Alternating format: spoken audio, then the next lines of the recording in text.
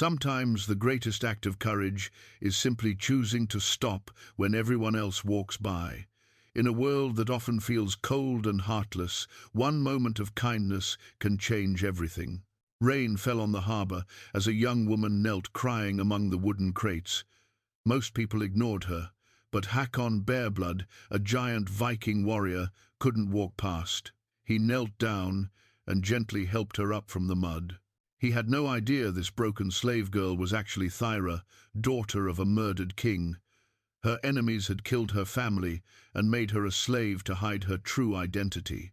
Now those same enemies were hunting for her. But would her dangerous past catch up to them before Hakon could protect the woman who had touched his heart?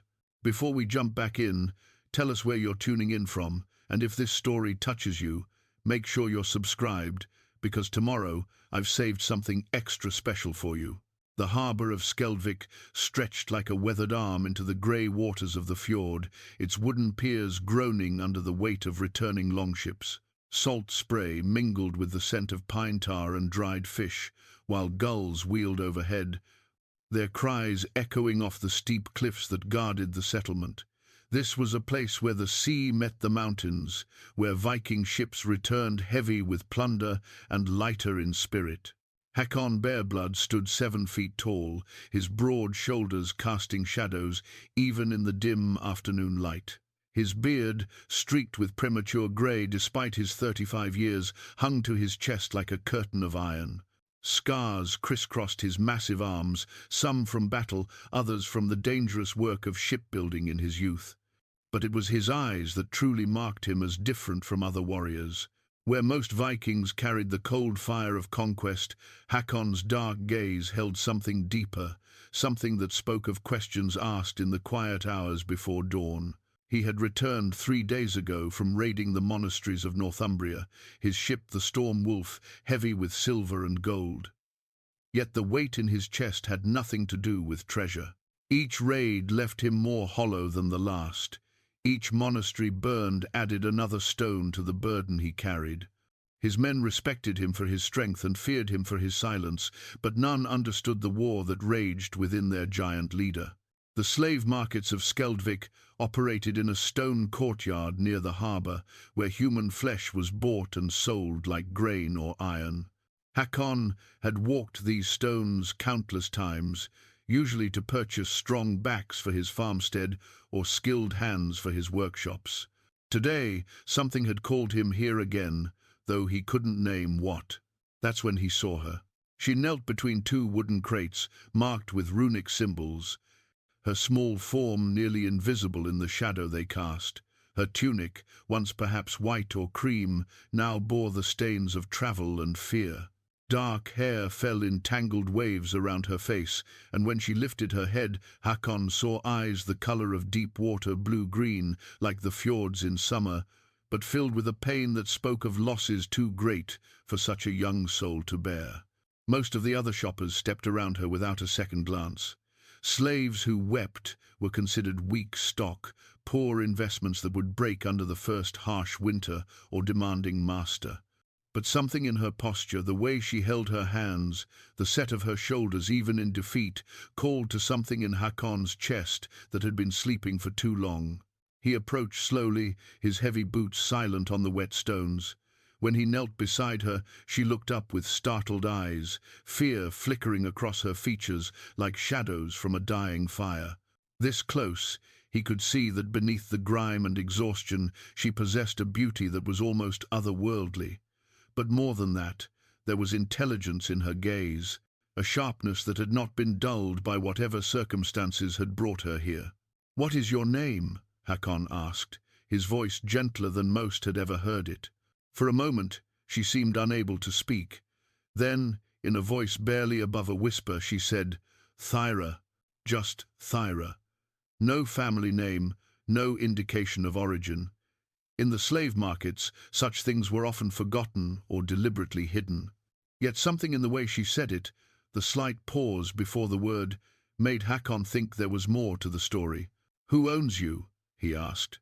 She gestured weakly toward a fat merchant haggling over a cart of iron tools some 50 paces away.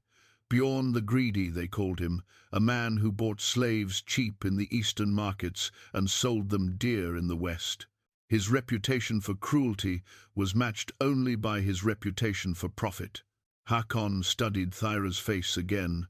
There was something familiar about her features, though he was certain they had never met. Perhaps it was simply the universal look of loss, the same expression he had seen on countless faces in countless burned villages.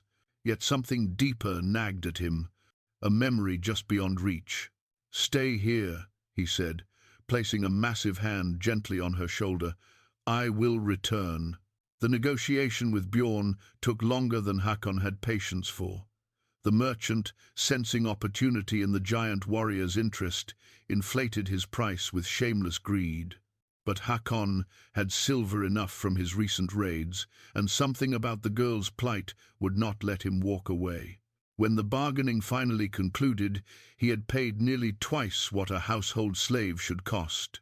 "She's not much to look at now," Bjorn said, counting his silver with dirty fingers. "But clean her up and she might warm a bed well enough. Though I warn you, she's got a stubborn streak. Barely ate during the journey, kept staring off toward the horizon like she was expecting someone to come for her." Hakon ignored the merchant's crude implications and returned to where Thyra waited. She looked up at him with those remarkable eyes, and he saw something shift in them, not gratitude exactly, but a kind of cautious hope. "You are free to go," he said simply. She blinked, confusion replacing hope. "Free? I have paid your debt. You owe nothing to anyone." For a long moment, she stared at him, as if he had spoken in a foreign tongue. Then tears began to fall again, but these were different from the ones he had first witnessed. These carried relief mixed with bewilderment. "I have nowhere to go," she whispered. Hakon considered this. A young woman alone in Skeldvik would face dangers that might be worse than slavery. His farmstead was large enough, and he could certainly use another pair of hands in the household. More than that, something about her stirred protective instincts he had thought long buried. "Then come with me," he said. "Work in my household if you wish, or simply rest until you decide what path to take. You will be safe, and you will be free." As they walked through the settling dusk toward his hall, Hakon noticed how she moved. Despite her exhaustion and recent circumstances, there was a grace to her step that spoke of good breeding. Her hands, though dirty, were soft beneath the grime, not the calloused hands of a lifetime servant.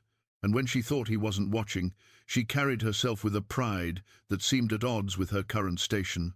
His hall sat on a rise overlooking the fjord, built of massive oak timbers and roofed with slate from the mountains.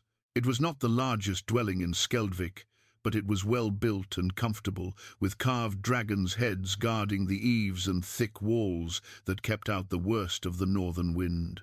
Smoke rose from the central fire pit, where his housekeeper Astrid would be preparing the evening meal. "It's beautiful," Thyra said softly as they approached the carved doors. Again, something in her tone caught Hakon's attention. She spoke like someone accustomed to fine things, someone who could recognize craftsmanship and quality. Most slaves would have commented on the warmth or size. She noticed the artistry. Inside, Astrid, a woman of 50 winters with silver hair braided down her back, looked up from her cooking with raised eyebrows. She had been managing Hakon's household since his father's death, and little escaped her notice. "Another stray, Hakon?" she asked, though not unkindly. "Thyra will be staying with us," he said simply. "She is free and under my protection." Astrid studied the young woman with the sharp eyes of someone who had seen much of life. After a moment, she nodded. "Well then, let's get you cleaned up and fed. You look like you haven't had a proper meal in weeks." As Astrid led Thyra away toward the bathing chamber, the older woman glanced back at Hakon with an expression that said they would talk later. Hakon settled into his carved chair by the fire and reached for the horn of mead that waited there. On the wall above the hearth hung his father's war hammer, Skull Crusher, its iron head dark with age and use. Hakon Bearblood had been a legendary warrior in his time, a man who had sailed with kings and returned with glory enough for 10 lifetimes. The hammer was meant to be passed to Hakon when he proved himself worthy, but though he had won many battles, he had never felt deserving of the honor. Too much blood on his hands, too many unanswered questions about the cost of honor. Perhaps that was why he had saved the girl, not from nobility, but from a desperate need to do something that felt clean and right in a life that had grown heavy with compromise. When Astrid returned alone an hour later, she settled into the chair across from him with her own horn of mead. Her expression was thoughtful. "Interesting girl," she said without preamble. "How so?" "She knows how to manage servants, for one thing. Ask me who did the cooking, who managed the stores, who handled the cleaning questions. A smart household lady asks, not a slave girl, and her hands soft as a maiden's beneath the dirt." Hakon frowned. "I'm saying that girl has never been a slave before recently, born to it, raised to it, that leaves marks that don't wash off.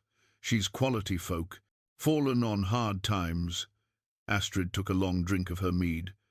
"Question is, what kind of hard times result in quality folk ending up in Bjorn the Greedy's cart?" It was a good question, and one that would keep Hakon awake long into the night. He thought of the way Thyra had looked at the horizon as if expecting rescue. He thought of her graceful movements and cultured speech. Most of all, he thought of that nagging sense of familiarity, as if he had seen her face before in dreams or half-remembered stories. Outside, the wind picked up, rattling the shutters and reminding everyone in the hall that winter was not far off. It would be a season for staying close to home, for tending fires and mending what the summer had broken. Perhaps it would also be a season for learning who Thyra really was, and why the gods had placed her in his path on that rainy afternoon in the harbour. Whatever secrets she carried, Hakon found himself hoping he would be worthy of them when the time came for truth. 3 days passed quietly at Hakon's hall. Thyra settled into the rhythms of the household with an ease that surprised everyone, especially herself. She helped Astrid with the cooking, tended the herb garden behind the main building, and spent long hours sitting by the great hearth, staring into the flames as if searching for answers in the dancing light. Hakon found himself watching her more than he should. There was grace in everything she did, the way she moved through the hall, how she held a wooden spoon while stirring the stew, even how she folded the woolen blankets each morning. These were not learned behaviors, but natural ones, born of good breeding and careful upbringing. Yet she never spoke of her past, and when direct questions arose, her eyes would grow distant and she would find urgent tasks elsewhere. On the 4th morning, everything changed. Hakon was in his workshop behind the hall, sharpening his axe and thinking about the approaching harvest season, when he heard the thunder of hoofbeats approaching fast along the coastal road. He set down his whetstone and stepped outside, one hand instinctively moving to the sea axe at his belt. 5 riders approached at a gallop, their cloaks streaming behind them like dark wings. Even from a distance, Hakon could see they rode with purpose, not the casual pace of travellers, but the urgent speed of men on a mission. As they drew closer, he recognized the lead rider and felt his jaw tighten.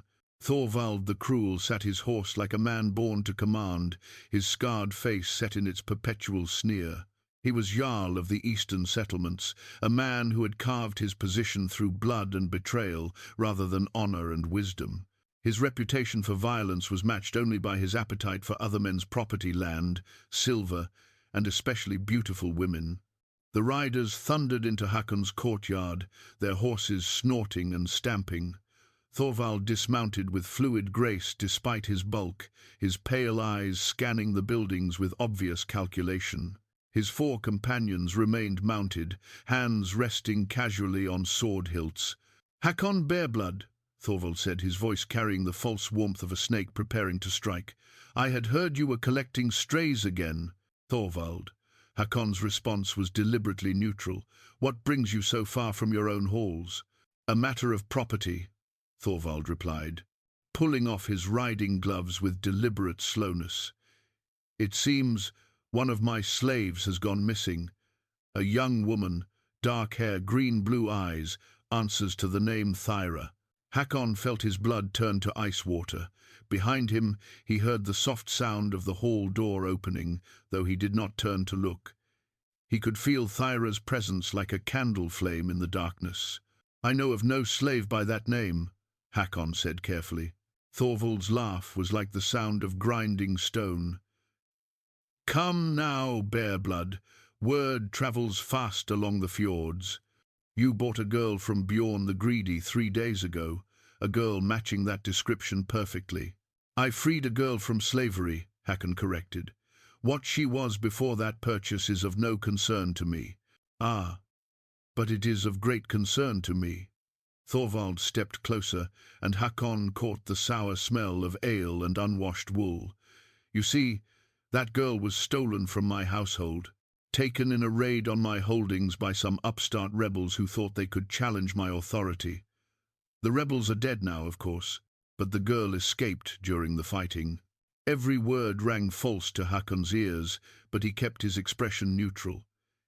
"If she was your property, why did she end up in Bjorn's cart?" "Pirates," Thorvald said with a casual wave of his hand.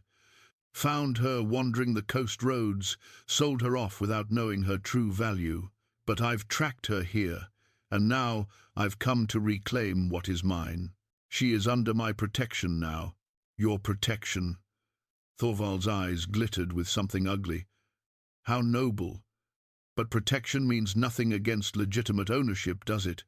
Especially when that ownership is backed by 30 armed men waiting just beyond that ridge."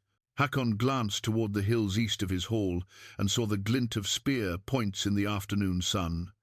Thorvald had come prepared for resistance. "Show me your proof of ownership," Hakon said evenly. "My word should be sufficient. Your word has been worth less than sheep dung since you murdered your own brother for his lands. Show me a bill of sale, a witness to the original transaction, something beyond your claims." Thorvald's face darkened. "Careful, Bearblood. Your reputation protects you only so far. I could take what is mine and burn your hall for good measure. The only reason I'm offering to pay you for your trouble is out of respect for your father's memory." The mention of his father sent heat racing through Hakon's veins. "My father would have spat in your face. Your father is dead, and his protection died with him." Thorvald's hand moved to his sword hilt. "Now bring me the girl, or I'll take her and leave you bleeding in your own courtyard." That was when Thyra stepped forward. She had been listening from the doorway, and now she emerged into the afternoon light with her chin raised and her shoulders squared. Gone was the broken slave girl from the harbor. In her place stood someone who carried herself like nobility, like someone accustomed to being obeyed. "I am no man's property," she said, and her voice rang with authority that made even Thorvald's men shift uncomfortably in their saddles. Thorvald's eyes fixed on her with the hungry intensity of a predator sighting prey. "There she is, my pretty little runaway. I have never been your slave," Thyra continued, stepping to stand beside Hakon. "I have never been in your household, never sworn any oath to you, never been sold to you by anyone with the right to do so." "Bold words from a slave girl," Thorvald sneered, "but words change nothing. You're coming with me, whether you walk or I drag you." Hakon stepped forward, placing himself between Thorvald and Thyra. "She goes nowhere." The tension in the courtyard stretched tight as a drawn bowstring. Thorvald's men readied their weapons, while Hakon calculated distances and angles. He was 1 man against 5, with 30 more waiting beyond the ridge. Not impossible odds, but close to it. "Stand aside, Bearblood," Thorvald said. "This doesn't have to be your fight. You made it my fight when you came to my hall making threats. Then you'll die for a slave girl who means nothing to you." Hakon felt Thyra's hand touch his arm gently. When he glanced down at her, he saw something in her eyes that took his breath away. Not fear, but resolve. And something else, a kind of recognition, as if she had been waiting her whole life for someone to stand with her against the darkness. "She means something to me," Hakon said simply. Thorvald's laugh was ugly. How touching! The great warrior has found himself a pet. His expression hardened. Last chance, Bearblood, give me the girl, and I'll let you live to regret your foolishness. My answer remains the same. Thorvald nodded to his men. Steel sang as swords cleared their sheaths. Then you've chosen death. But before anyone could strike, Thyra stepped forward again. Wait, she said, and something in her voice made everyone freeze. Thorvald, you claim I belong to you, but you're lying. You know exactly who I am, and you know you have no legal right to me whatsoever. Thorvald's face went pale. You're a slave girl, nothing more. Am I? Thyra smiled, and it was not a pleasant expression. Then why are your hands shaking? For the first time since arriving, Thorvald looked uncertain. His gaze darted between Thyra and Hakon, and something like fear flickered in his eyes. You're coming with me, he said, but his voice lacked its earlier confidence. End of discussion. No, Thyra said quietly. I don't think I am. She looked up at Hakon, and in that moment, he saw her clearly for the first time. Not a rescued slave, not a household servant, but something far more dangerous and valuable than he had ever imagined. Hakon Bearblood, she said formally, I place myself under your protection, and I swear by the old gods that everything you have done for me will be repaid tenfold. The way she spoke, the authority in her voice, the formal phrasing, it all clicked into place like pieces of a puzzle Hakon hadn't known he was solving. Thorvald cursed and drew his sword. Enough games. Take her. His men spurred their horses forward, and the time for talk was over. Steel rang against steel as Hakon's axe met the first rider's sword. The mounted warrior had the advantage of height, but Hakon possessed something more valuable, 30 years of battlefield experience and the desperate strength that comes from protecting something precious. The courtyard erupted into chaos. Thorvald's horse reared as Hakon ducked under a sword thrust and brought his axe up in a sweeping arc. The blade caught the rider in the thigh, sending him toppling from his saddle with a scream. But there were still 4 mounted men, and Hakon knew he couldn't fight them all. The hall! He shouted to Thyra, who had pressed herself against the wooden wall. Get inside! Instead, she ran toward the workshop, where she had seen him sharpening his weapons. Hakon cursed and parried another blow, his massive frame moving with surprising grace as he spun away from a horse's trampling hooves. Thorvald himself had dismounted and was advancing with cold precision, his sword gleaming in the afternoon light. You always were too stubborn for your own good, Bearblood, he snarled, feinting left before striking right. Hakon blocked the strike and countered with a horizontal swing that would have taken Thorvald's head off if the Jarl hadn't leaped backward. And you were always too greedy, Hakon replied, pressing his attack. From the corner of his eye, he saw Thyra emerge from the workshop carrying something that made his heart skip his father's old battle spear, its iron point still sharp despite its age. She moved toward the fallen rider who was struggling to rise, blood streaming from his leg wound. Stay down, she commanded, pressing the spear point to his throat. Her voice carried an authority that seemed to surprise even her. The wounded man's eyes went wide. Lady, he began, then caught himself. But Hakon had heard it. Lady. Not woman or girl, or even slave. Lady. The formal address a warrior would give to nobility. A sword blade whistled past his ear, reminding him that revelation would have to wait. He drove his shoulder into Thorvald's chest, sending the Jarl stumbling backward. Around them, the remaining mounted warriors were having trouble maneuvering their horses in the confined space of the courtyard. Yield. Bearblood, Thorvald gasped, regaining his balance. My men on the ridge will be here soon. Then you'd better finish this quickly, Hakon replied, raising his axe again. That was when the horn sounded a deep, resonant note that echoed off the fjord walls. Both combatants paused, recognizing the sound. It was the horn of Skeldvik, calling the free men to arms.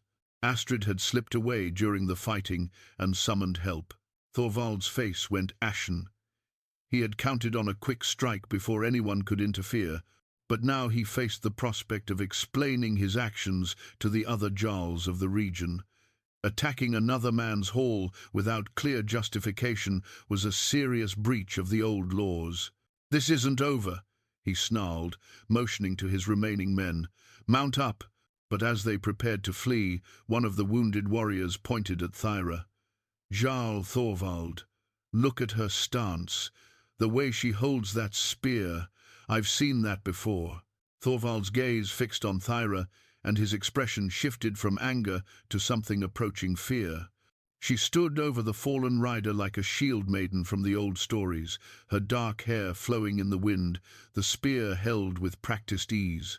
There was something regal in her bearing, something that spoke of blood and birthright. "Impossible," Thorvald whispered. "What's impossible?" Hakon demanded, but the Jarl was already swinging into his saddle. "We will meet again, Bearblood," Thorvald called as he wheeled his horse toward the road. "And when we do, you'll understand the magnitude of your mistake." The raiders thundered away, leaving behind only the wounded man and the echo of hoofbeats. In the distance, Hakon could see armed figures approaching along the coast road, the men of Skeldvik responding to Astrid's call. Thyra lowered the spear, her hands trembling now that the danger had passed.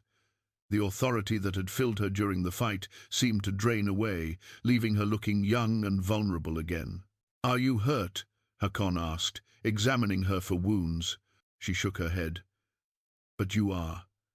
She pointed to a gash on his forearm where one of the riders had scored a hit. Hakon looked down at the wound. Surprised, he hadn't felt it during the fighting. "It's nothing." "It's not nothing." She moved closer, her fingers gentle as she examined the cut. "It needs cleaning and binding." As she touched his arm, Hakon felt something he hadn't experienced in years, a warmth that had nothing to do with battle fever and everything to do with genuine care from another person. Her hands were soft but sure, and he found himself studying her face as she worked. "You called that man lady," he said to the wounded prisoner, who was now sitting propped against a fence post. The warrior's face went pale. "I said nothing." "You did. You recognized her." Hakon's voice carried the quiet menace that had made him feared across the northern seas. "Who is she?" The man glanced at Thyra, then back at Hakon. Fear and confusion warred in his expression. I cannot say. Cannot or will not." "Please," the warrior whispered. "If I speak, I am a dead man." Before Hakon could press further, the men of Skeldvik arrived, a dozen armed farmers and fishermen, led by Eric Ironhand, the settlement's elected war chief. Eric was a grizzled veteran with silver in his beard and scars from battles against both men and sea monsters. "What happened here?" Eric demanded, taking in the scene: the wounded prisoner, the blood-stained courtyard, the weapons scattered on the ground. "Thorvald the Cruel came calling," Hakon replied. "He claimed this woman was his escaped slave and demanded I turn her over." Eric's weathered face darkened.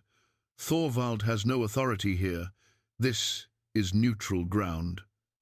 He looked at Thyra with curious eyes. "Though I wonder what makes a slave girl worth risking war over." "I wonder the same thing," Hakon said quietly. As the men of Skeldvik secured the prisoner and began cleaning up the aftermath of the fight, Astrid approached with strips of clean linen and a pot of herb-infused water. She began tending to Hakon's wound with the practiced efficiency of someone who had patched up warriors for decades. "That was bravely done," she said to Thyra, "but foolish. You could have been killed." "I couldn't just hide while Hakon fought for my freedom," Thyra replied. "It wouldn't have been right." "Most slaves would have," Eric observed. "Most would have cowered in the hall and waited to see who won."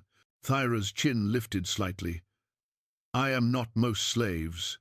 The way she said it, with quiet dignity rather than defiance, made every man present take notice. Eric studied her with the sharp eyes of a man who had learned to read people quickly and accurately. "No," he said slowly. "I don't believe you are." As the sun began to set over the fjord, painting the water crimson and gold, Hakon found himself facing questions he wasn't sure he wanted answered. Who was Thyra really? Why had Thorvald been so desperate to claim her? And why had the sight of her holding a spear filled the Jarl's eyes with fear? Whatever the truth, one thing was certain: the quiet days at his hall were over. Thorvald would return with more men and better planning. The next attack would not be so easily repelled. But as Hakon looked at Thyra, seeing the way the firelight caught the copper highlights in her dark hair, he knew he would face whatever came. She had awakened something in him that he had thought lost forever. The desire to protect, not just from duty or honor, but from something deeper and more powerful. Love, perhaps, or at least the beginning of it.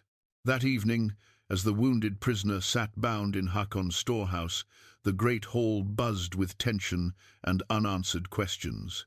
Eric Ironhand had stayed for the evening meal, along with 3 of his most trusted men, turning what should have been a quiet dinner into a war council. Thyra served the meal with quiet efficiency, moving between the long tables with wooden bowls of lamb stew and fresh bread. Hakon noticed how naturally she assumed the role of hostess, directing the younger servants and ensuring every guest's needs were met. It was not the behavior of someone raised in bondage. "The prisoner speaks little," Eric said, tearing off a chunk of bread with his weathered hands. "But what he does say suggests Thorvald's claim has holes in it."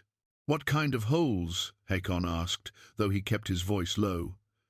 Thyra was near enough to hear, refilling ale horns with practiced grace. "He admits she was never in Thorvald's household before this past month, claims she was captured during a raid on some rebel stronghold to the north. But when I pressed him for details, which stronghold, when exactly, who led the raid, he became evasive." Astrid set down her own ale horn with a decisive thunk. "The girl's no rebel either. I've seen fighters, both men and women. She's got courage, proven that today, but she's not battle-hardened. Those hands have never wielded a sword in anger before this afternoon." "Then what is she?" Eric's question hung in the air like smoke from the central hearth. Thyra approached their section of the table, carrying a pitcher of mead. As she leaned forward to refill Hakon's horn, he caught her scent lavender and something else, something faint but distinctive. It reminded him of something from his childhood, though he couldn't place what. "Thank you," he said, meeting her eyes. For just a moment, their gazes held, and he saw something flicker in those blue-green depths. Fear, yes, but also gratitude, and something deeper. Trust, perhaps, though he sensed it didn't come easily to her. She moved on to serve the others, but Hakon found his attention following her. Everything about her movements spoke of careful training, the way she served the most honored guests first, how she never turned her back on anyone while pouring, the respectful distance she maintained. These were court manners, the behavior of someone raised around nobility. "I have a thought," said Olaf, the shipwright, one of Eric's companions. He was an older man, his beard white as sea foam, known for his long memory and careful observations. "The way she carries herself, the formal speech, it reminds me of something from years past." "What kind of something?" Eric prompted. Olaf stroked his beard thoughtfully. "There was a Jarl up north, ruled the Thornvale settlements, had a daughter, though I never saw her myself. This would be 15, maybe 20 years ago. There were stories about her beauty, her intelligence. Said she could speak 3 languages and handle a horse better than most men." Hakon felt his pulse quicken. "What happened to this Jarl?" "Murdered. His entire family was supposed to have died with him, some rival clan dispute that got out of hand. Burned the hall with them inside it, if the stories are true." Olaf's eyes grew distant with memory. "Jarl Eriksson. That was his name. Had holdings all along the northern coast before it all went to ash." Thyra had frozen near the far end of the table, a half-filled pitcher in her hands. Even from across the room, Hakon could see the color draining from her face. "What was the daughter's name?" Hakon asked, though he was beginning to suspect the answer. "Thyra," Olaf said softly. Thyra, Eriksdotter. The pitcher slipped from Thyra's hands, shattering on the stone floor in an explosion of clay and mead. Every conversation in the hall stopped as heads turned toward the sound. "Forgive me," she whispered, kneeling to gather the broken pieces. "I was clumsy." But her hands were shaking so violently she couldn't grasp the fragments. Hakon rose from his seat and crossed to her, gently taking her hands in his own. "Leave it," he said quietly. "Astrid will see to it later." He helped her to her feet, noting how she leaned against him for support. Her face was pale as winter ice, and he could feel tremors running through her slight frame. "I need some air," she managed to say. Without waiting for permission, Hakon guided her through the hall's rear door onto the wooden gallery that overlooked the fjord. The night air was cool and clean, carrying the scent of pine and salt water. Above them, stars wheeled in their ancient patterns, indifferent to human struggles below. For a long time, they stood in silence. Thyra gripped the wooden railing as if it were the only thing keeping her upright, while Hakon waited with the patience of a man accustomed to hunting. Eventually, prey always revealed itself. "They're all dead," she whispered finally.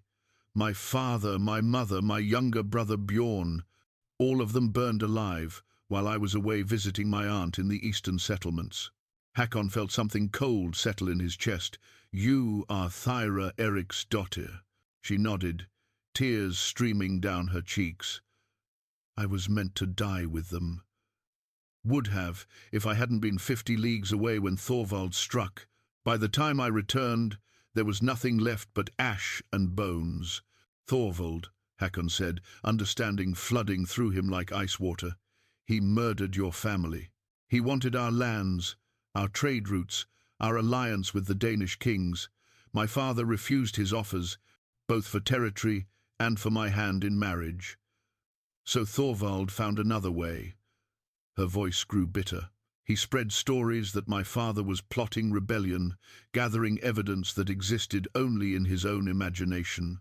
Then he struck in the name of justice and honor."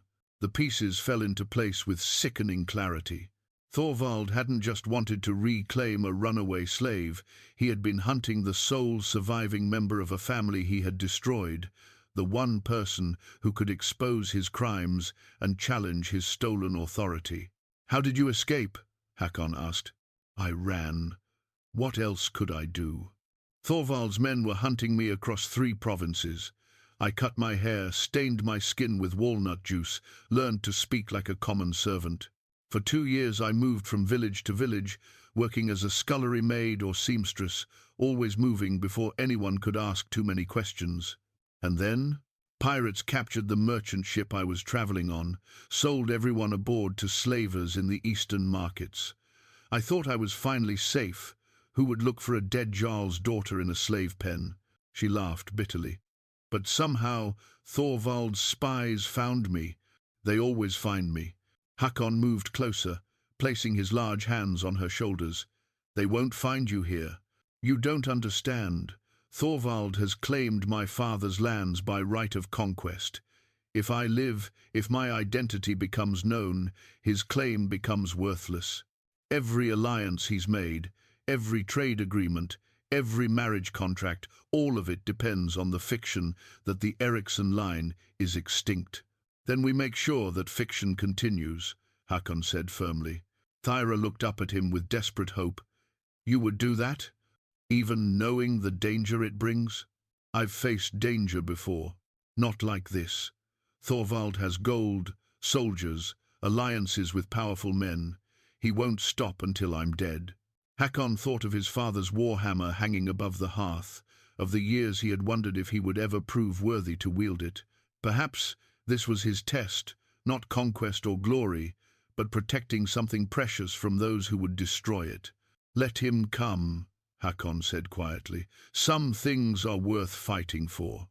As if in response to his words, a distant horn sounded across the water, low and mournful, like the voice of some ancient beast. Both of them turned toward the sound, seeing torches moving along the far shore. "He's already coming," Thyra whispered. The torches across the fjord moved closer through the night, a slow procession that spoke of methodical planning rather than hasty revenge. Hakon counted at least 20 lights, which meant Thorvald had returned with a significant force. The Jarl was taking no chances this time.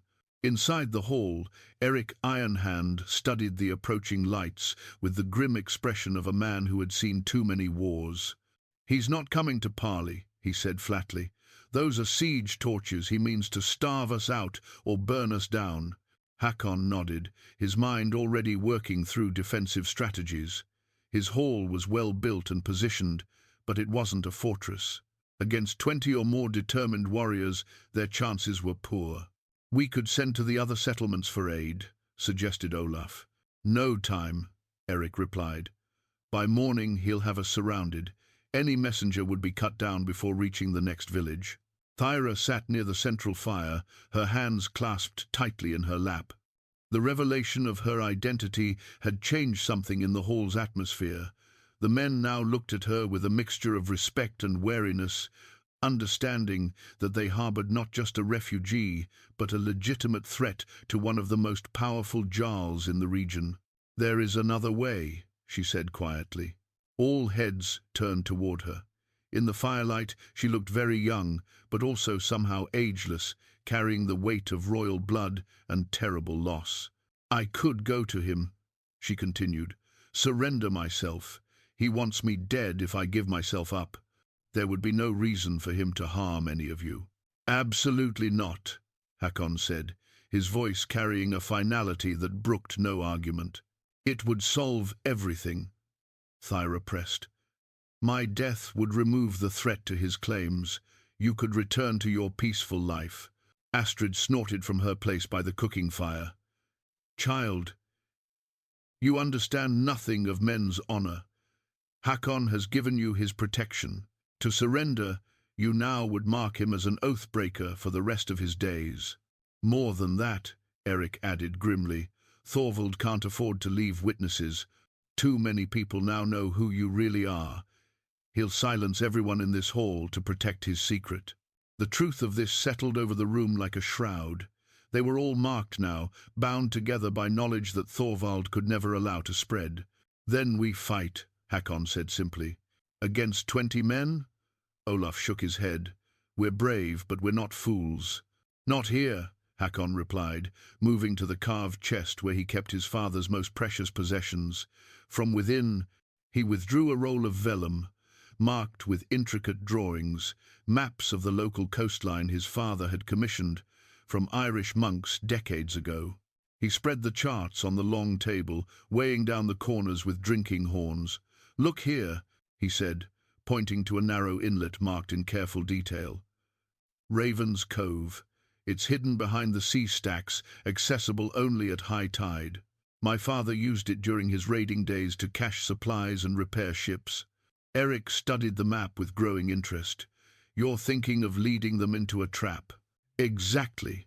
The approach to the cove is treacherous rocks just below the surface, currents that can dash a ship to pieces if you don't know the safe channels. But there's a cave system behind the beach, carved out by centuries of storms. Natural fortification. And how do we get Thorvald to follow us there?" Olaf asked. Hakon's smile was grim. "We give him what he wants most, the chance to corner his prey." The plan was desperate, relying on timing, intimate knowledge of local waters, and no small amount of luck. They would take Hakon's ship, the Storm Wolf, and sail toward Raven's Cove under cover of darkness.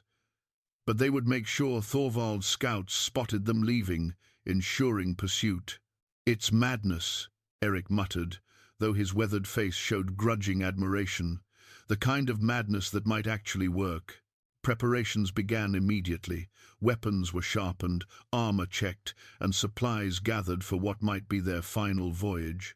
Astrid packed food and medicines while the men readied the ship and studied every detail of the planned route. Through it all, Thyra moved with quiet determination, helping where she could but clearly struggling with guilt over the danger she had brought to these people. Hakon found her standing alone on the harbour dock as the Storm Wolf was being loaded, staring out at the dark water. "You're thinking of running again," he said. She didn't deny it. "I've brought nothing but death and trouble to everyone who helps me. Maybe it would be better if I just disappeared into the night." "And go where?" "Thorvald has spies throughout the northern settlements. His reach extends far beyond these fjords." Hakon moved to stand beside her, close enough that she could feel the warmth radiating from his massive frame. "Running hasn't saved you before. It won't save you now." "Then what will?" He was quiet for a long moment, watching the aurora dance green and gold across the northern sky. "Truth," he said finally. "Your father's death, Thorvald's crimes, your rightful claim to the Thornvale lands, all of it needs to be brought into the light. Who would believe the word of a supposed dead woman against an established Jarl? Others who have suffered under his rule. Other Jarls who suspect his methods but lack proof. The Danish kings who valued your father's friendship." Hakon turned to face her fully. "You're not just a refugee, Thyra. You're justice waiting to be served." She looked up at him with those remarkable eyes, and he saw hope flickering there like candlelight in a storm. "You really believe that?" "I believe in you." The simple words hung between them, carrying weight far beyond their simplicity. In the distance, horns sounded, Thorvald's forces moving into position around the settlement. Time was running out. "The tide turns before dawn," Hakon said. "We leave then, whether the preparations are complete or not." As they walked back toward the hall, Thyra surprised him by taking his hand. Her fingers were small and cold in his massive grip, but her touch sent warmth racing through his entire body. "Whatever happens tomorrow," she said softly, "I want you to know that these past days have been the first time since my family's death that I've felt truly safe. You gave me that gift." Hakon squeezed her hand gently. "I gave you nothing you didn't already possess. The strength was always there. You just needed someone to stand beside you while you remembered it." Above them, the aurora continued its ancient dance, indifferent to human struggles, but somehow comforting in its eternal beauty. Tomorrow would bring battle and possibly death, but tonight they had this moment of peace between them. It would have to be enough. The pre-dawn darkness was thick as wool when Hakon's small band made their way down to the harbour. Mist rose from the water like the breath of sleeping giants, muffling their footsteps on the wooden planks. The Storm Wolf waited at anchor, her dragon-headed prow barely visible in the gloom. Eric had insisted on coming despite his age, bringing two of his most trusted men, Bjorn the Red and young Magnus Swiftaxi. With Hakon, Thyra, and Astrid, their force numbered only 6 against the 20 or more warriors Thorvald had gathered. But in the narrow confines of Raven's Cove, numbers might matter less than knowledge and determination. As they loaded the last of their supplies, a new voice called out from the shadows of the harbour. "Wait for me." They turned to see a figure approaching through the mist, tall, lean, moving with the careful gait of someone carrying weapons. As he drew closer, Hakon recognized Gunnar the Skald, the settlement's storyteller and keeper of histories. "Gunnar!" Eric's voice carried surprise. "What are you doing here?" The Skald stepped into the circle of light cast by their torch, revealing a man of perhaps 50 winters with intelligent eyes and silver threading his dark beard. More importantly, he wore mail beneath his cloak and carried both sword and spear with practiced ease. "I heard your plans," Gunnar said simply, "and I remembered something important about your passenger." His gaze fixed on Thyra. "If you truly are Thyra Eriksdottir, then you carry more than just bloodline. You carry proof." Thyra frowned. "What kind of proof?" "Your father was known for his careful record-keeping, his attention to legal details. Before his death, he was negotiating a trade agreement with King Harald in Denmark.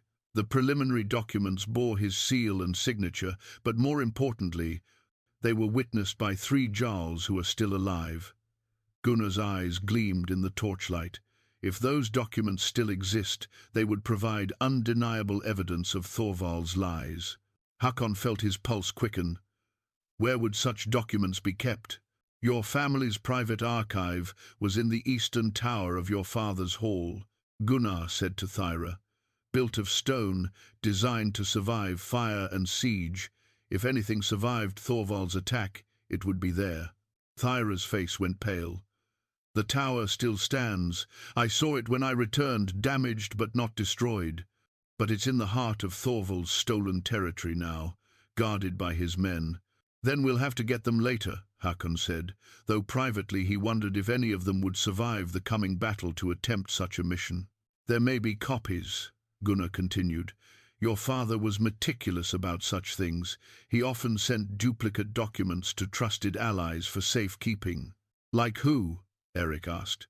Jarl Olsen of the Western Islands was your father's closest friend, Gunnar told Thyra.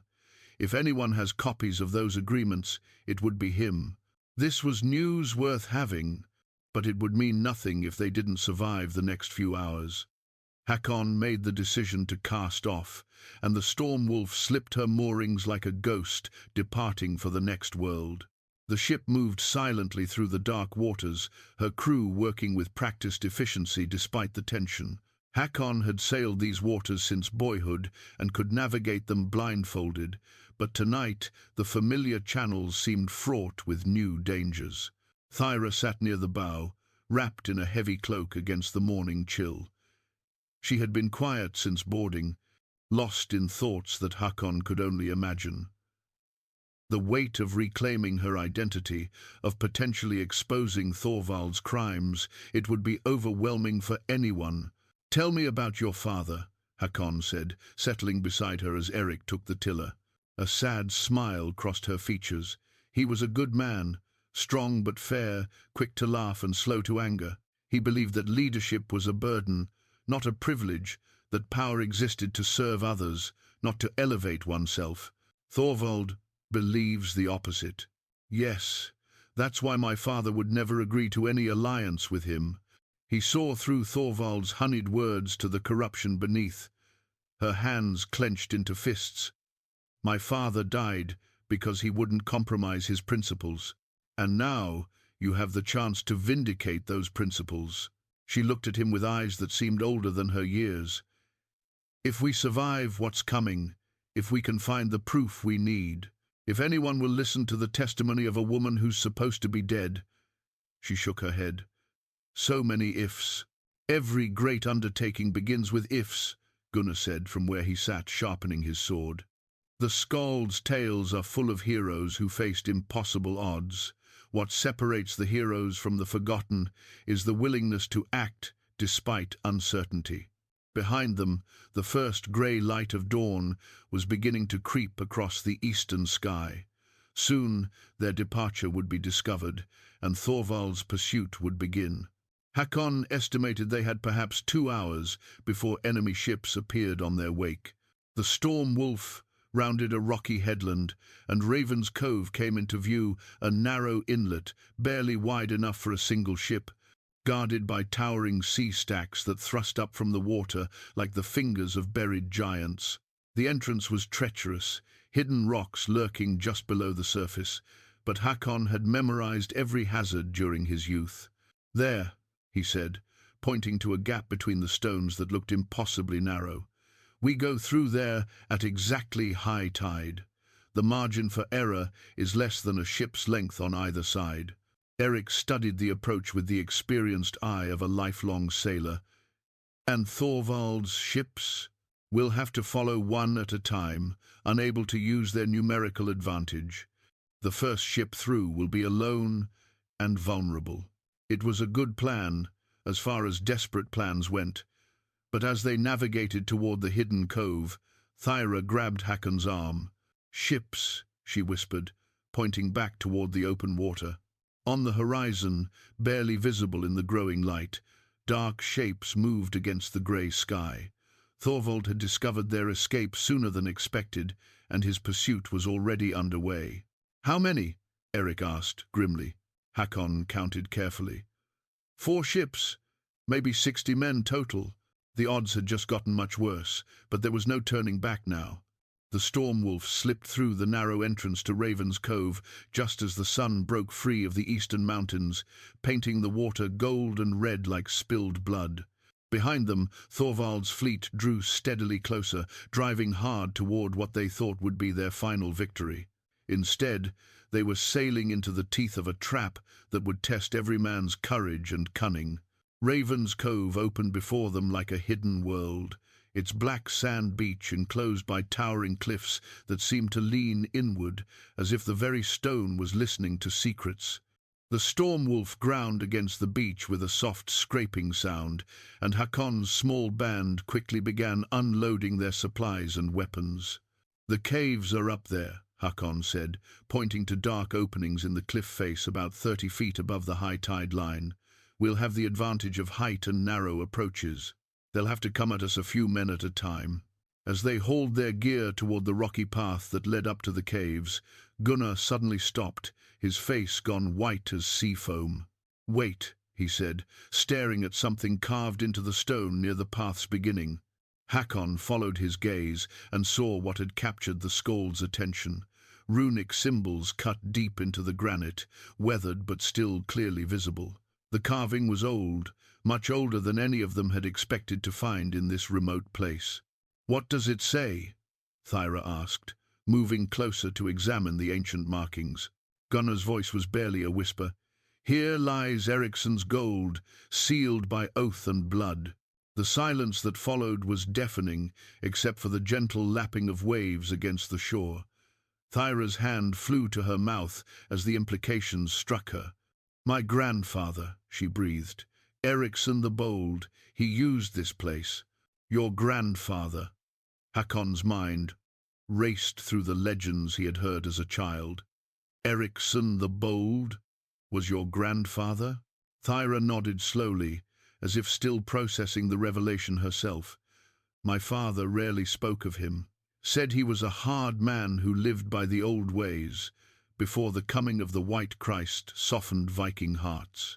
But the stories said he amassed a great treasure, gold taken from monasteries and kings across the western seas. Stories that said it vanished when he died," Eric added, understanding dawning in his weathered features. "No one ever found where he hid it." Gunnar was already examining the cliff face more closely, running his hands over what had seemed like natural cracks in the stone. "Here," he called excitedly, "these aren't natural formations, they're cut, handholds." Above them, the sound of oars echoing off water reached their ears. Thorvald's ships were approaching the narrow entrance to the cove. "We don't have time for treasure hunting," Hakon said grimly. "We need to reach those caves before—" "You don't understand," Thyra interrupted, her eyes bright with sudden hope. "If my grandfather's treasure is really here, it's not just gold we're talking about. He was connected to kings and jarls across the known world. There would be documents, treaties, correspondence, proof of alliances and bloodlines that go back generations. Including proof of your legitimacy as his heir," Gunnar said, catching on immediately. "More than that," Thyra continued, her voice gaining strength.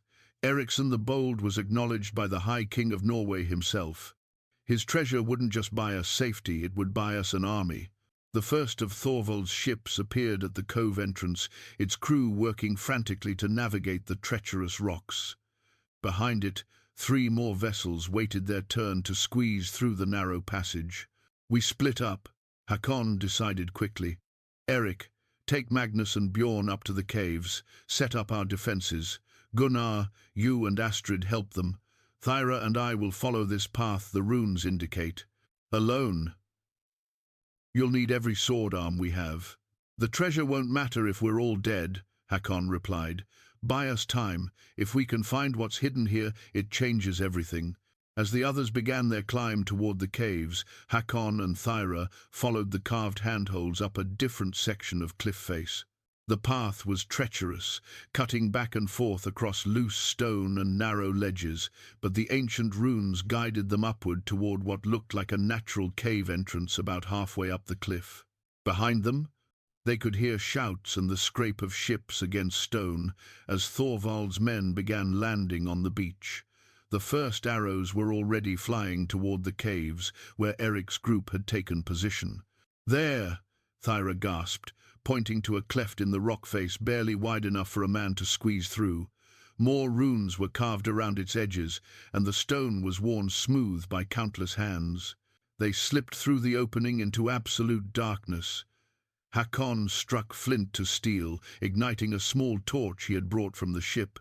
The flickering light revealed a natural cave that stretched back into the heart of the cliff, its walls carved with more runic inscriptions and marked with symbols he didn't recognize. "Look at this," Thyra whispered, running her fingers over a section of wall where the runes were particularly deep and elaborate. In the torchlight, Hakon could make out what appeared to be a genealogy, names and symbols stretching back through generations of Thyra's family line. And there, carved larger than the rest, was the mark of Ericsson the Bold alongside another symbol that made Thyra gasp. "The royal seal of Norway," she breathed. He really was acknowledged by the High King. They pressed deeper into the cave, following a passage that angled downward into the heart of the cliff. The air grew colder, and their torch began to flicker in strange drafts that seemed to come from everywhere and nowhere.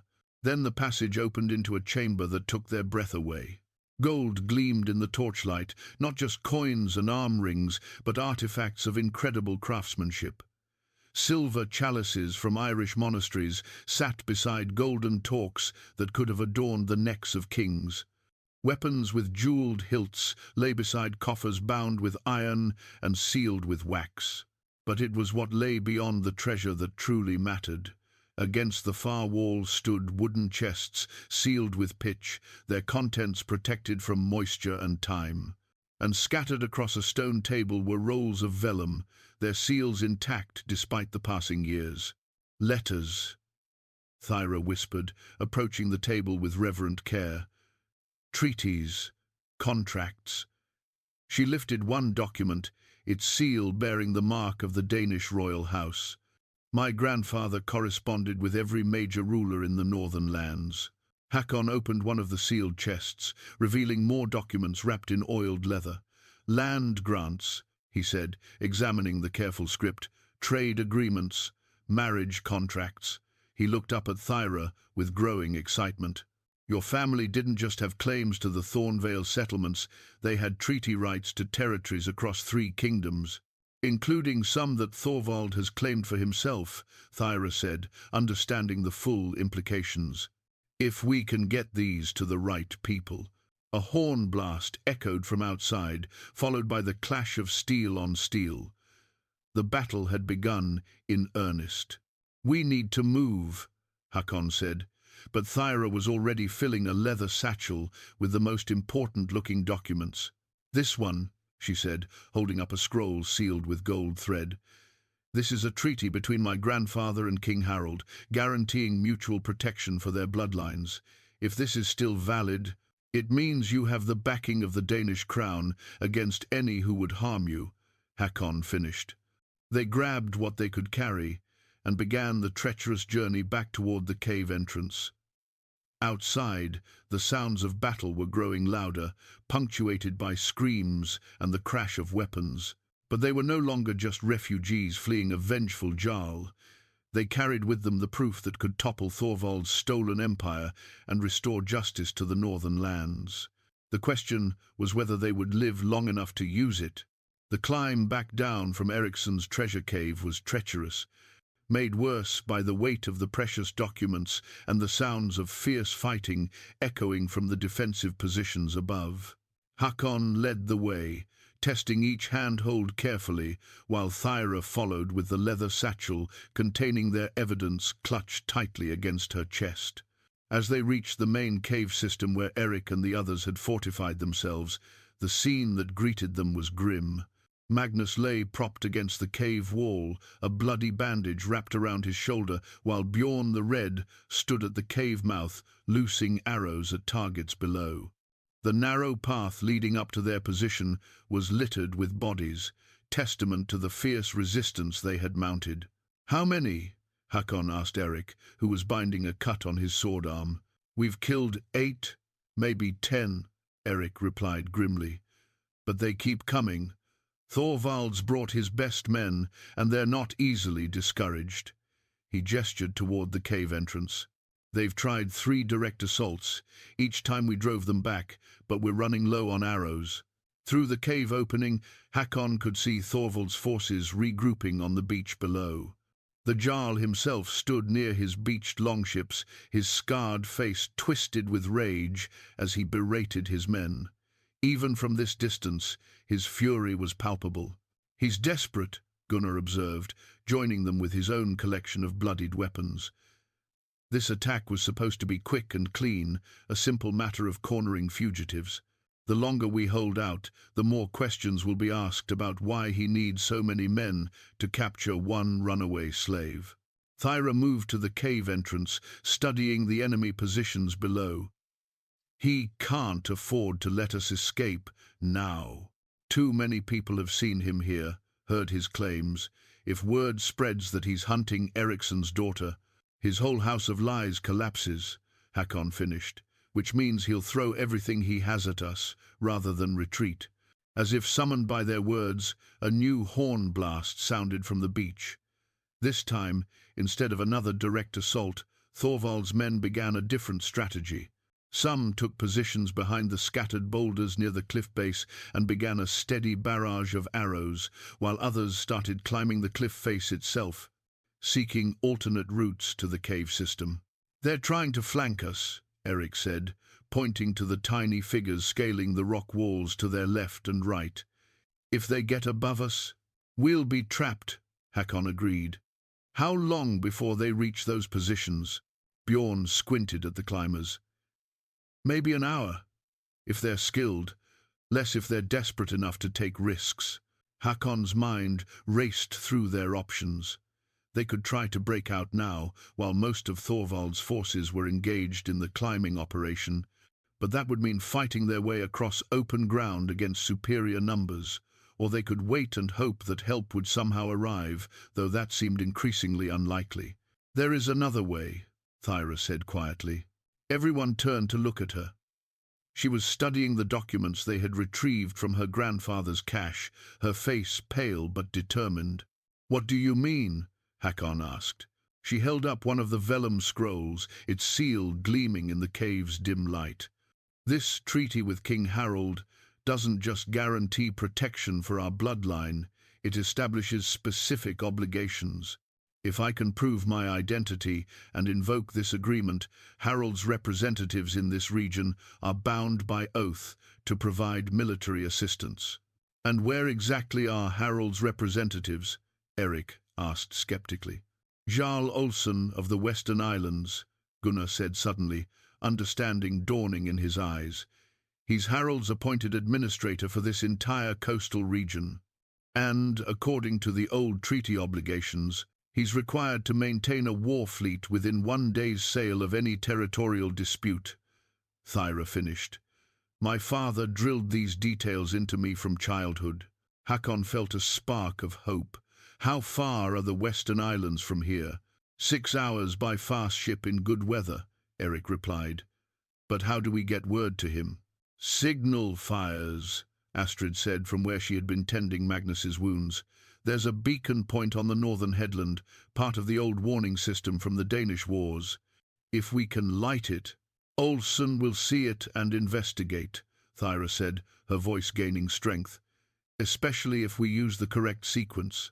3 long fires, then 2 short ones, that's the distress call that requires immediate response under the old treaties." "And you know this how?" Hakon asked. "Because my grandfather helped establish the system," she replied. "The knowledge was passed down to my father and from him to me.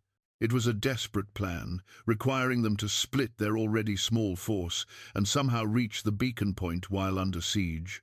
But it was also their best chance of survival." "The beacon is maybe a 1/4 mile along the coast," Hakon said, studying the terrain visible from their position. "There's a path that follows the cliff edge, but it's exposed. Whoever goes will be visible to Thorvald's men." "I'll go," Thyra said immediately. Absolutely not, Hakon replied with finality. It has to be me. I'm the only one who knows the proper signal sequence, and I'm the only one who can prove my identity to Olsen when he arrives. She's right, Eric said reluctantly. But she can't go alone. I'll go with her, Gunnar volunteered. I'm the fastest runner among us, and if something goes wrong, I can get word back to you. Hakon wanted to protest, wanted to insist that he would be the one to accompany Thyra on this dangerous mission. But he knew his massive frame would only slow them down, and his presence was needed here to coordinate the defense. Take these, he said instead, pulling 2 signal arrows from his quiver arrows with specially notched heads that would whistle as they flew.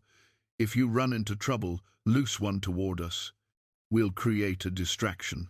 Thyra moved closer to him, close enough that he could smell the scent of her hair despite the cave's mustiness.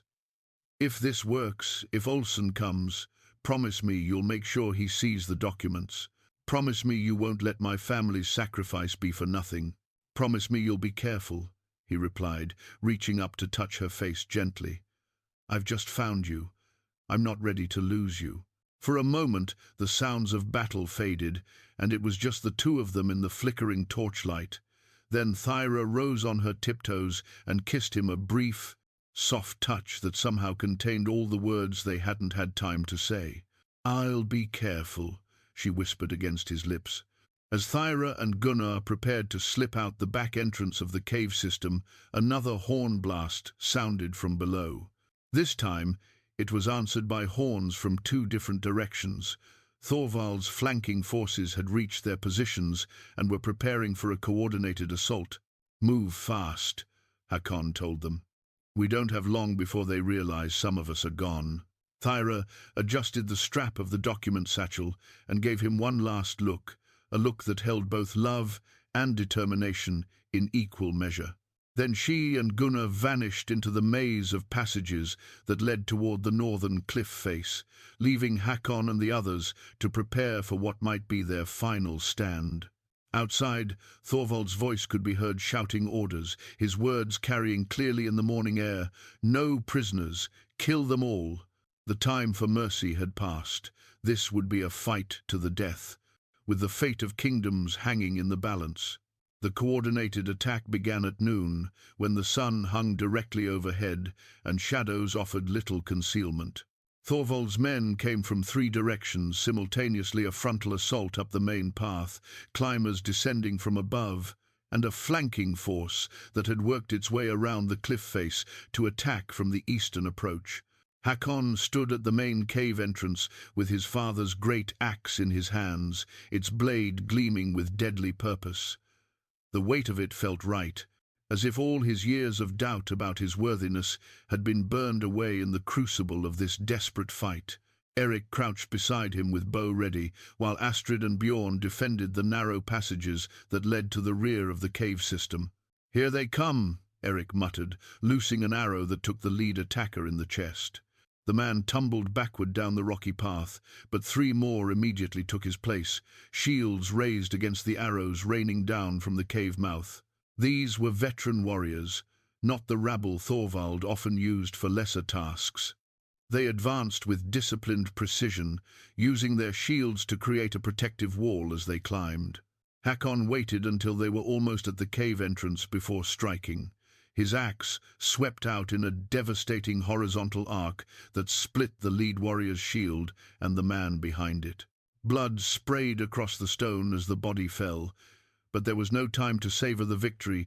2 more attackers were already pressing forward. The cave mouth became a charnel house. In the narrow confines, Hakon's reach and strength gave him a crucial advantage, but the endless stream of enemies threatened to overwhelm through sheer numbers. His axe rose and fell in a deadly rhythm, each stroke claiming another life, but for every man he killed, 2 more seemed to take his place. "Left flank!" Bjorn's shout echoed from deeper in the cave. The flanking force had found their way into the cave system through a passage Hakon hadn't known existed. Now they were fighting a 2-front battle, with enemies pressing from both the main entrance and the eastern tunnels. "Fall back to the inner chamber," Hakon ordered. blood streaming from a cut on his forehead where a thrown axe had grazed him. "We can't hold both positions." They retreated deeper into the cave system, past the ancient carvings that had led them to Ericsson's treasure. The inner chamber was smaller, with only 2 entrances they could defend, but it also meant they were trapped with no avenue of escape.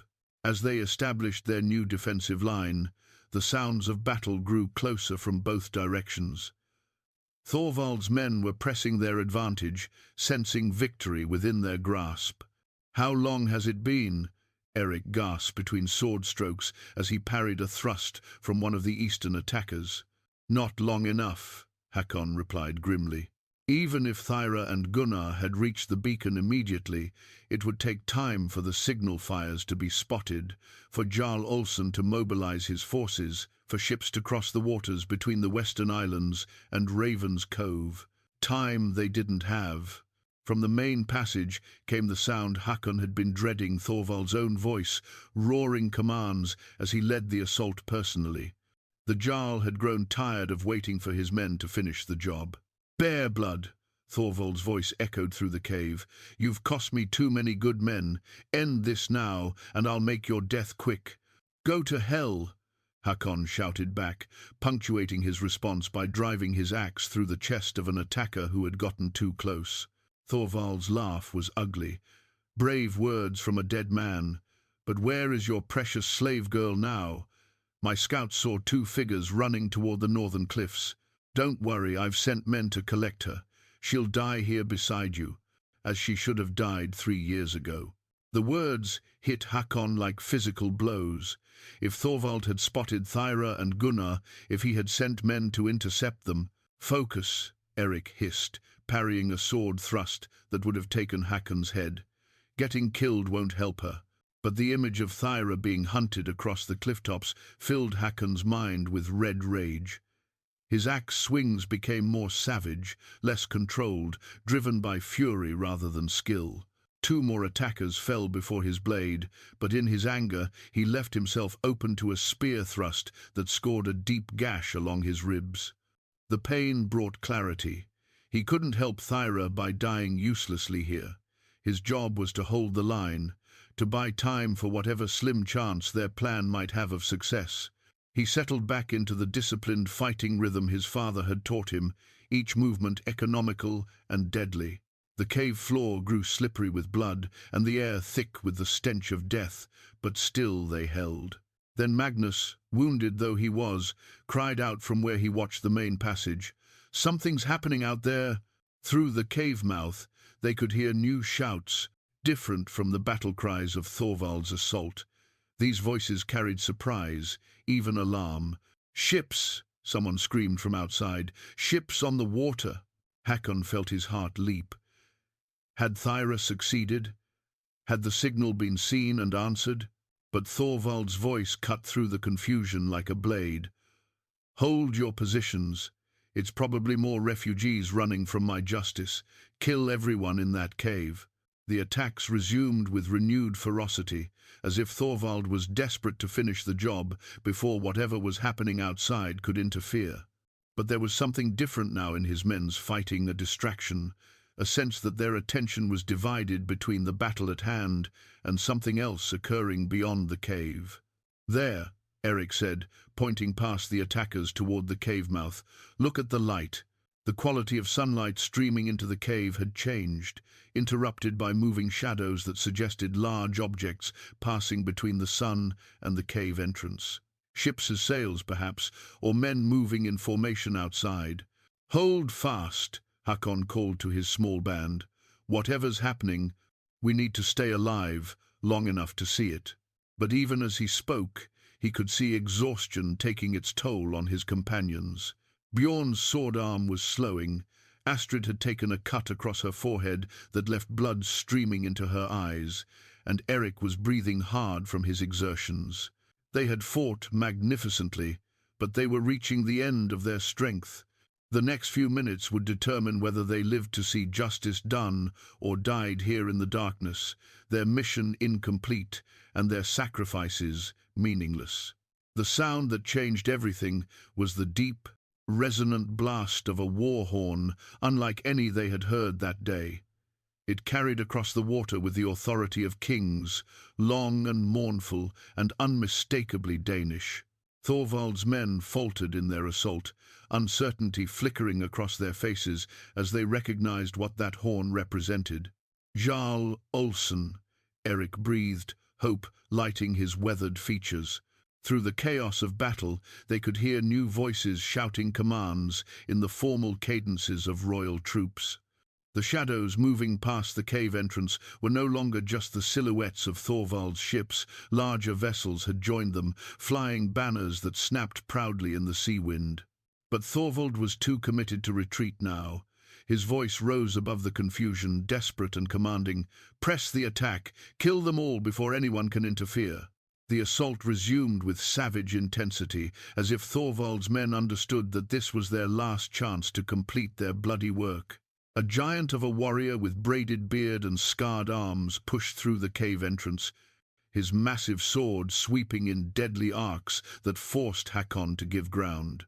Steel rang against steel as the two giants clashed in the narrow space. Hakon's axe caught the warrior's sword just below the crossguard, and for a moment they stood locked together, strength against strength. The warrior was strong, but Hakon had been forged in the crucible of desperate need. With a roar that echoed off the cave walls, he twisted his axe and sent his opponent's weapon spinning away into the darkness. The axe blade followed through, taking the warrior in the chest with a wet sound that ended his threat forever. But there were always more men pushing through the entrance, stepping over the bodies of their fallen comrades, driven by Thorvald's promises or fears. Hakon's small band was being pushed back, step by step, toward the innermost chamber, where they would make their final stand. Then new sounds erupted from outside, the clash of steel on steel, but different from the enclosed fighting in the cave. This was the sound of armies meeting, of shield walls colliding, of the kind of battle that decided the fate of kingdoms. "Olsen's men have landed," Magnus gasped, from where he leaned against the cave wall, his wounded shoulder bound but still bleeding. Through the cave mouth they could see the truth of his words. Armed figures in Danish battle gear were pouring onto the beach, their shields locked and their spears levelled. Thorvald's men, who had been waiting on the sand, were caught between the landing force and their own comrades, trying to retreat from the caves. "Pull back!" Thorvald's voice cracked with rage and desperation. "Form, square on the beach." But it was too late for organized retreat. The beach had become a slaughter ground, where Thorvald's scattered forces were being cut down by disciplined troops who fought with the precision of professional warriors. In the sudden confusion, the pressure on the cave entrance eased. Hakon seized the moment, leading a charge that drove the remaining attackers back through the narrow passage. His axe carved a bloody path through men who were already thinking more about escape than victory. They emerged from the cave into afternoon sunlight that seemed blindingly bright after the darkness below. The beach was a scene of chaos, bodies scattered across the black sand, wounded men crying for mercy or aid. The remnants of Thorvald's force pressed into a desperate defensive circle near their beached ships. And there, standing tall among the Danish warriors, was a figure Hakon recognized from descriptions and reputation, Jarl Olsen of the Western Islands. He was a man of perhaps 60 winters, his grey beard braided with silver rings, his armor bearing the marks of countless battles.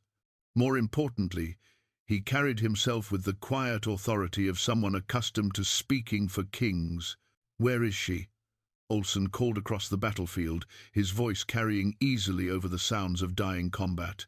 "Where is the one who lit the beacon?" As if summoned by his words, two figures appeared on the path leading down from the northern cliffs. Thyra and Gunnar moved carefully, supporting each other, both showing signs of hard travel and harder fighting. Thyra's dress was torn, and there was blood on Gunnar's sword, suggesting they had faced more than just the challenge of lighting signal fires. "Here," Thyra called back, her voice steady despite her exhaustion. "I am Thyra Eric's daughter of Ericsson the Lawkeeper, granddaughter of Ericsson the Bold." A murmur ran through Olsen's men at the formal declaration. This was how legitimate nobility announced themselves, with full lineage and proper titles. Olsen studied her carefully as she approached, his experienced eyes taking in every detail. "Prove it." Thyra opened the leather satchel she had carried through battle and flight, withdrawing one of the ancient documents.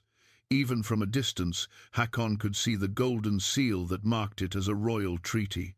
"The compact between my grandfather and King Harold," she said, offering the document to Olsen, "sealed with gold thread and witnessed by the crown itself." Olsen examined the document with the care of a man who knew how to read the subtle marks that distinguished authentic royal documents from clever forgeries. After long moments, he looked up with something approaching awe. "By Thor's hammer," he breathed. "It's genuine." He raised his voice so all could hear. "This woman carries the blood royal. She is under the protection of the Danish crown." The effect was immediate and devastating. Those of Thorvald's men who were still fighting threw down their weapons, unwilling to continue a battle against someone with royal protection. Even the wounded stopped their groaning, understanding that they had witnessed something momentous, all except Thorvald himself. The usurper Jarl stood among the wreckage of his ambitions, his scarred face twisted with rage and desperation. Blood streamed from cuts on his arms and face, and his fine armor was dented and stained. But his eyes held the dangerous light of a man who had nothing left to lose. "Lies!" he roared, drawing his sword with a sound like tearing silk. "She's an impostor, a clever fake sent to steal what is rightfully mine." He charged across the sand toward Thyra with the speed of desperation, his blade raised to strike down the woman whose very existence threatened to destroy him. But Hakon was faster. Hakon's axe met Thorvald's sword in a clash that rang across the beach like the stroke of a great bell. The usurper Jarl was fast, driven by desperation and the cornered fury of a man watching his empire crumble. But Hakon fought with something stronger than desperation. He fought with love. The two warriors circled each other on the blood-soaked sand, while friend and foe alike watched in silence. This was no longer just a battle between two men. It was justice itself seeking resolution, the past demanding payment for its debts. "You should have stayed in your hall." "Bearblood," Thorvald snarled, feinting left before striking right. "You could have lived out your days in peace." "Peace built on murdered children?" Hakon parried the blow and countered with a swing that would have taken Thorvald's head if the Jarl hadn't leaped backward. "That's not peace, that's cowardice." They came together again in a flurry of steel, neither giving ground. Thorvald was skilled, Hakon had to admit that. The man had not earned his position through birth alone. But skill meant nothing without honor, and Thorvald had traded his honor for power long ago. The end came suddenly. Thorvald overextended on a thrust meant to pierce Hakon's heart, and the giant warrior stepped aside with fluid grace, bringing his father's axe around in an arc that caught the Jarl across the ribs. Thorvald's eyes went wide with shock and pain as he staggered backward, his sword falling from nerveless fingers. "This is for Ericsson the Lawkeeper," Hakon said quietly, "and for his wife, and for his son." The axe fell once more, and Thorvald the Cruel troubled the world no longer. In the silence that followed, Hakon looked across the beach to where Thyra stood among Jarl Olsen's warriors, her hand pressed to her mouth, tears streaming down her cheeks. But these were not tears of sorrow, they were tears of relief, of justice finally served, of a burden she had carried for 3 years, finally lifted from her shoulders. As the sun began its descent toward the western horizon, painting the fjord in shades of gold and crimson, the full scope of what had been accomplished became clear. Jarl Olsen's scribes examined the documents from Ericsson's treasure cache, confirming not only Thyra's identity, but also the extent of her legitimate claims. The treaties and land grants spoke of holdings that stretched across 3 kingdoms, wealth and power that made Thorvald's stolen territories seem modest by comparison. The Danish crown will need time to review these claims properly, Olsen explained to Thyra as they stood together near the water's edge. But your immediate safety is assured. King Harold takes his treaty obligations seriously. And Thorvald's men? Thyra asked, glancing toward the surviving warriors who knelt under guard nearby. Those who served him willingly in his crimes will face judgment, Olsen replied. But many were simply following what they believed were legitimate orders. They'll be given the chance to swear new oaths to you, if you'll have them. Thyra nodded thoughtfully. My grandfather always said that mercy was the mark of true strength.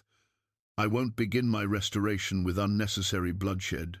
As the practical matters of justice and administration were sorted out, Hakon found himself standing apart, watching the woman he had rescued transform before his eyes into the noble lady she had always been meant to be. The change was remarkable, not just in how others treated her, but in how she carried herself. The broken slave girl from the harbour was gone, replaced by someone who spoke with kings and commanded the respect of jarls. Thyra seemed to sense his thoughts, for she broke away from her conference with Olsen and walked across the sand to where he stood. You're very quiet, she said softly. I'm watching you become who you were always meant to be, he replied. It's remarkable. I'm still the same woman you rescued. Are you? Hakon smiled sadly.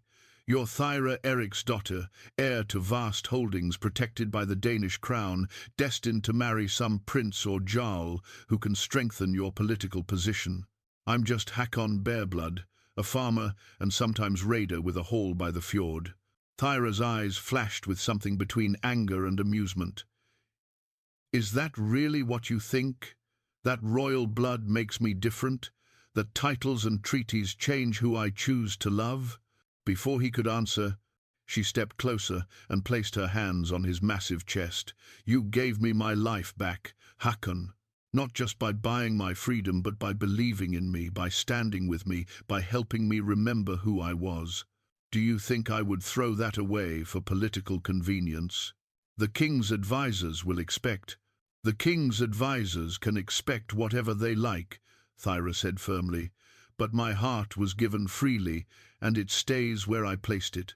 She rose on her tiptoes and kissed him then, in full view of Danish jarls and Viking warriors, claiming him as surely as any marriage vow. When they parted, her eyes were bright with mischief. Besides, she said, have you looked at those documents carefully? My grandfather was very specific about the terms of inheritance. The bloodline passes through the female line, and any man I marry becomes a jarl in his own right, with all the honours and responsibilities that entails. Hakon stared at her, understanding dawning slowly. You're saying, no, no, no, no. I'm saying that if you're willing to take on the burden of helping me rebuild what was stolen, if you can bear the responsibility of ruling justly and well, then there's no higher-born lord in all the northern lands I'd rather have beside me. As the stars began to appear in the darkening sky above Raven's Cove, Hakon took Thyra's hands in his own and gave her the answer they both already knew was written in their hearts. 6 months later, on the rebuilt foundations of her father's great hall in Thornvale, Thyra Eriksdotter wed Hakon Bearblood in a ceremony witnessed by kings and jarls from across the northern world. The hall was filled with laughter and music, the tables groaned under the weight of feast dishes, and the hearth fires burned bright against the winter darkness. Above the high table, in a place of honour, hung both Hakon's father's warhammer and a new banner bearing the combined crests of their joined houses. It was a symbol of more than marriage. It was proof that sometimes, in a world often cruel and heartless, love and justice could triumph over greed and violence.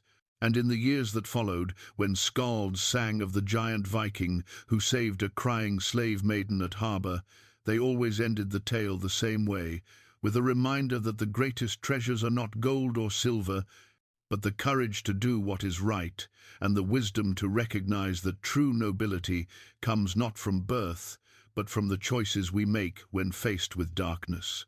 Sometimes, they would say, the greatest act of courage is simply choosing to stop when everyone else walks by.